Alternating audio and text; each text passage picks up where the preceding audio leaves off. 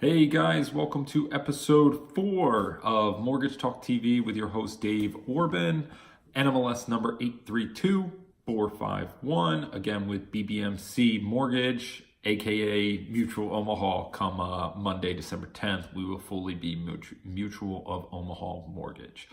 Please don't mind the construction behind me. We had some pipe issues in our house, and now we have a contractor here pretty much daily ripping holes in my wall and trying to figure out what exactly is going on. So please look over that, and it looks kind of messy. But anyways, to get to the point of the video, we're going to talk about when you are actually approved for your loan or when your loan is clear to close. Okay, so there's a lot of steps we got to get to get to the clear to close moment. And when you're actually approved for a loan. Okay. So in a previous episode, we talked about getting pre-approved, what documents you need to send in, everything like that. So this is going to go a little bit further. How do you get from point A to point B, being that you're at the closing table closing on your new loan, whether it's a refinance or a new home purchase? So it's a little bit different depending on what type of loan you're doing, whether a purchase or a refinance. So let's start with a purchase and kind of explain that. So again, in the previous episode, we went over the pre-approval process. What's going to happen? You're going to send in all these documents. You're going to go out, make an offer on a home. Once you make an offer on a home, there's going to be a contract written between you and the seller of the home. You're going to provide that to us, and you're also going to provide that to your title company, whoever you choose that's going to do your closing. There's probably an attorney involved, and depending on your state, it's a little bit different all the way around. But you're going to give that ratified contract to us. Also, your realtor is going to have a copy of that. And then you and your realtor are going to do some things on the side, being that you're going to get an inspection on the home, and we can talk about that in a later episode, and also an appraisal. Okay, so that appraisal is going to be different for every single loan that's out there. Again, someone's going to come to your home. They're going to take pictures of either your existing home if you're doing a refinance, or your new home if you're doing a new home purchase. And they're going to make notes of comparable homes in the area, and that's how they're going to come up with the value. Okay, so let's say everything on that appraisal comes back clean, good, great. After you're pre-approved and we get that ratified contract, we're going to send you loan documentation. That loan documentation is going to be able to be e-signed. It's probably going to be about 60 to 70 pages. A lot of it is government jargon, but in there is going to be your good faith estimate, your closing disclosure, your loan breakdown, everything like that, where you see your interest rate, your loan terms, the whole 9 yards. Okay, so you're going to sign that. Most likely on a purchase, we're going to have your loan locked once you get that ratified contract. You can choose to float that rate. It all depends on the market, and we can advise you, hey, you might want to float this. Maybe we can grab a lower interest rate. But 9 times out of 10, if you're already pre-approved, you're already chosen to go with either us as a lender or someone else as a lender, you're going to say, hey, go ahead and lock that rate. Okay, so that loan's going to be locked. It's going to go to a processor. That processor is going to scrub that loan after I did my initial pre-approval and make sure that she has everything that she thinks she's going to need for the underwriter. Okay, so once that processor goes through everything, she is going to then package your loan and send it to the underwriter.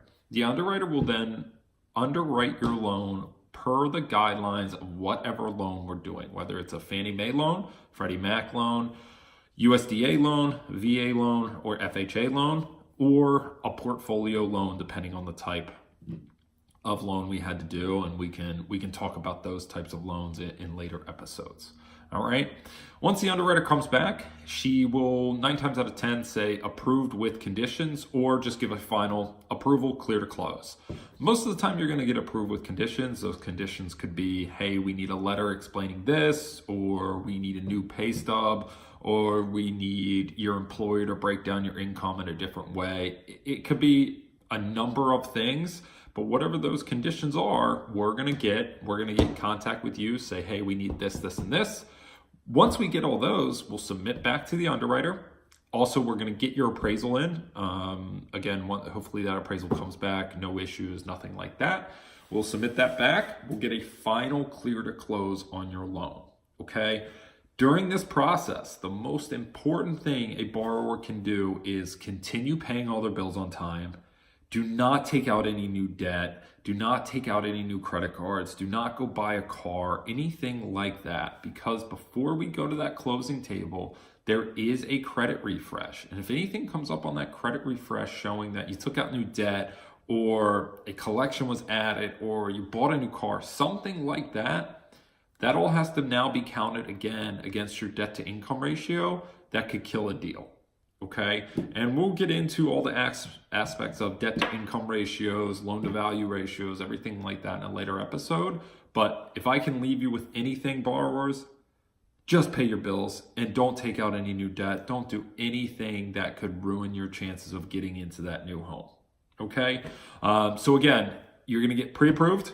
You're going to provide the ratified contract, get an appraisal done, get an inspection done. I don't need a copy of that inspection. That's between you, the realtor, and the seller. You may need to get a termite inspection done, but that may be already included in your inspection. For a VA loan, you will need a termite report, and we need that for the file. All right. So once all that is in, again, loan goes to processing. Processor gets everything that she needs, sends it to underwriter. Underwriter does what she does to whatever guideline we're going for, whether it be FHA, conventional, Freddie Mac, Fannie Mae, USDA, VA. She'll underwrite the loan. We'll get whatever conditions are needed to close the loan, send back to underwriter, get the final sign off, and you are now clear to close. Then we send you to the closing table, you get the keys to your new house, and you get to move in.